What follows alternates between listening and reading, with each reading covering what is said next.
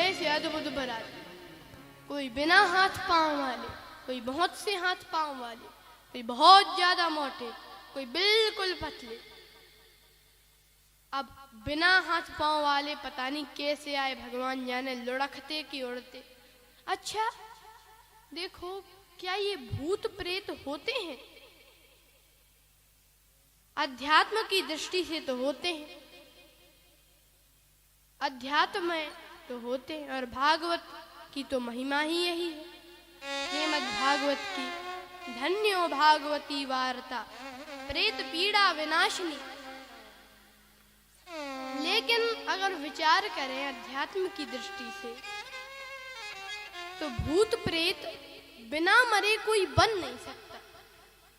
जो भी बने मरने के बाद ही बने। तो ये भूत प्रेत कौन? कहा ये जो साधु संत जन, साधु संत जन जो अपने स्थान से मरे तो वे भूत बने। तो इनमें मुखहीन कौन? कहा कुछ साधु मौन रहते हैं, मौनी बाबा, तो वे मुखहीन। बहुत से मुख वाले, कहा जिनके एक मुख से अनेकों की वाणी निकले। व्यास जी ने यह कहा, महाराज भर्तृहरि जी यह कहते हैं, चाणक्य जी यह कहते हैं, महाराज विदुर यह कहते हैं, एक मुख से अनेकों की वाणी। वे जिनको एक मुख से अनेकों की वाणी निकले, उनके बहुत सारे मुख, और बिन करपद बिना हाथ पांव वाले, कहा जिनका देहाध्यास मिट गया, ये शरीर में नहीं हूं, मैं तो आत्मा हूं। और बहुत से हाथ पांव वाले, कहा सब शरीरों में अपनी सत्ता का अनुभव करने वाले ही बहुत से हाथ पांव वाले। अब ये विचित्र बारात हिमांचल राज्य की नगरी में, और स्वागत सत्कार करने वाले लोग, उन्होंने देखा कि विष्णु जी आ रहे थे और देवता। तो सोचते हैं कि ये विष्णु जी दूल्हा होंगे और ये देवता बराती होंगे, ऐसा सोचा। और जो ऐसा सुना,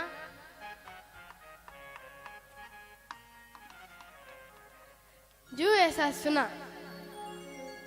और जो बालक थे वहां पे बारात देखने आए थे, उन्होंने भी यही समझा कि ये विष्णु जी होंगे दूल्हा और देवता होंगे बराती। पूछा कि बारात कहाँ है? तो दूर से शंकर जी की बारात का इशारा किया।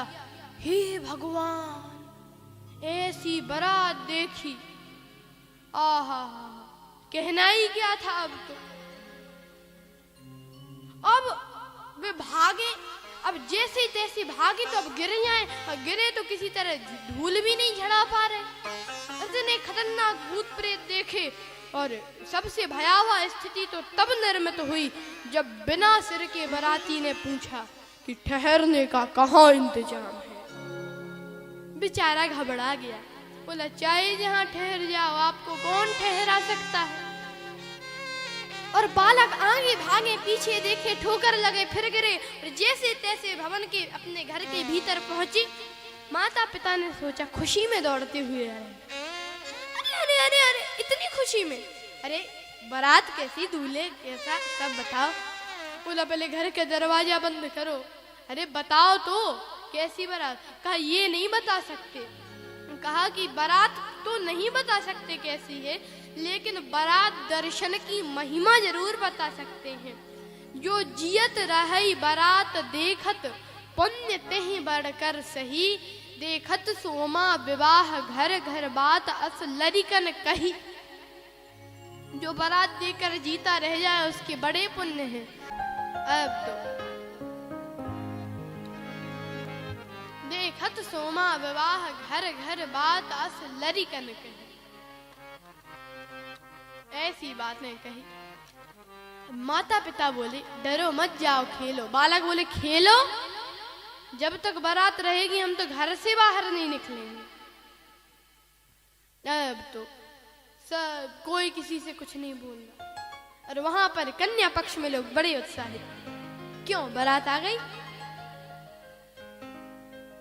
वो बोला ही नहीं कुछ, आ गई। अरे तुमसे ही पूछ रहे हैं, आ गई? आ गई। ठहरा दिया? वे तो ठहर गए। तो अब उनके लिए कुछ स्वल्पाहार लेकर जाओ, तो किसी दूसरे को भेज दो। कहा तुम क्यों नहीं जाते? कहा जो जाएगा सो पता लग जाएगा। जो स्वल्पाहार लेकर गए, अब भूत प्रेतों की आवाज सुनाई दे, दिखे कोई नहीं। लाओ लाओ लाओ, सामग्री रखकर वे भागे आए। दिन भर बीता, कोई किसी से कुछ नहीं कह रहा था। शाम को माता मैना ने आरती सजाई। मैना शुभ आरती समारी, संग सुमंगल गावहि नारी। कंचन थार सोहवर पानी, परिछन चली हरहि हर्षानी।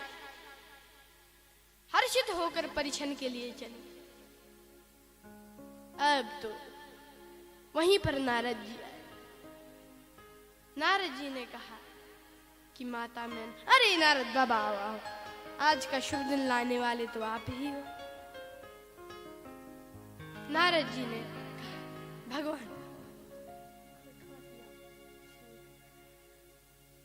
भगवान ने कहा, नारद जी बोले कि भगवान की कृपा। अब इतने में देखा कि भगवान विष्णु जी आ रहे थे। तो नारद जी ने कहा कि माता मैना देखो वो आ रहे। तो माता मैना बोली, नारद जी यही दूल्हा है? विष्णु जी, अरे माता क्या छोटी बात करती हो, आपके जो दामाद हैं उनके ये मित्र हैं। मित्र ऐसे तो दूल्हा कैसा होगा, पता लगेगा आने वाले हैं। इतने में देवराज इंद्र आने वाले आए।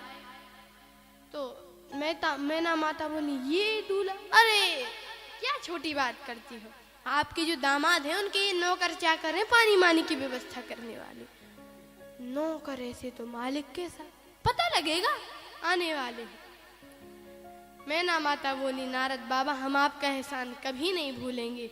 नारद जी बोले, अब तो ये बाद में भी कहती रहो तब ना। कहा बाद तक? कहा क्यों? कहा लोग भूल जाते हैं। कहा हम नहीं भूलेंगे। अब शंकर जी आने वाले थे। नारद जी ने सोचा अब यहाँ पर रहना ठीक नहीं है। कहा कि इतने लोग आए हैं, अब सबसे मिलना। हाँ ठीक है, ठीक। नारद जी तो गए। अब शंकर जी आए, बैल पे बैठे थे तो उल्टे बैठे थे। बरबोराह बसे असवारा, उल्टे बैठे। बैठे ही उल्टे थे तो बैल दिखे, दूल्हा ना दिखे। ब्राह्मणों ने कहा माता नंदी जी का पूजन करिए। नंदी जी का पूजन हो गया। अब दूल्हे का परिछन तो तब हो जब दिखे। तो दूल्हा कब दिखे? कहा जब सीधे हों। तो कहा बैल को घुमाओ। घुमाने लगे बैल को। शंकर जी ने सोचा चलो हमारे उल्टे बैठने से ये तो फायदा हुआ, नंदी की पूजा होगी, अब हमारा जो होगा सो देखा जाएगा। जैसे ही घुमाया, किसकी हिम्मत से आरती उतारे। जो शंकर भगवान को देखा, अरे आरती की जगह चीख निकल गई मुंह से। माता ने आरती की थाली गिराई, जल से भरा कलश गिराया। चीखते हुए भवन के भीतर घर का दरवाजा बंद कर लिया, दरवाजे घर का। अब तो कहा देवराज देवताओं ने और विष्णु जी ने, चलो बाबा अब चलें। शंकर जी बोले क्यों चले? अभी जनवास से चलेंगे। बोले कौन सी कमी रह गई थी जो अब जनवास से चलना है? कहा क्यों? इतना बड़ा अपमान, ससुराल वाले घर का दरवाजा बंद कर ले। कहा ये तो देश देश की रीत होती है, शायद यहाँ की ऐसी रीत हो कि दूल्हा द्वार पर आवे घर का दरवाजा बंद कर ले। ये मान भी लें तो आपकी सासू माता ने जल से भरा कलश गिरा दिया। कहा वो तो इसीलिए गिराया जिनके सिर पर स्वयं गंगा जी हो, उनको इतना सा लोटा क्या दिखाना जल का, तो लोटा गिरा दिया। और कहा दिया क्यों? कहा कि जिनके सिर पर स्वयं चंद्रदेव प्रकाश दे रहे हो उसको ये दिया क्या दिखाना, तो दिया गिरा दिया।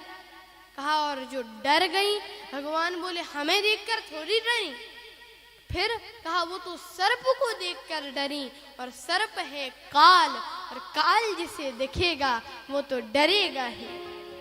लेकिन अगर काल से थोड़ा ही ऊपर देखती तो काल से ऊपर ही तो महाकाल है।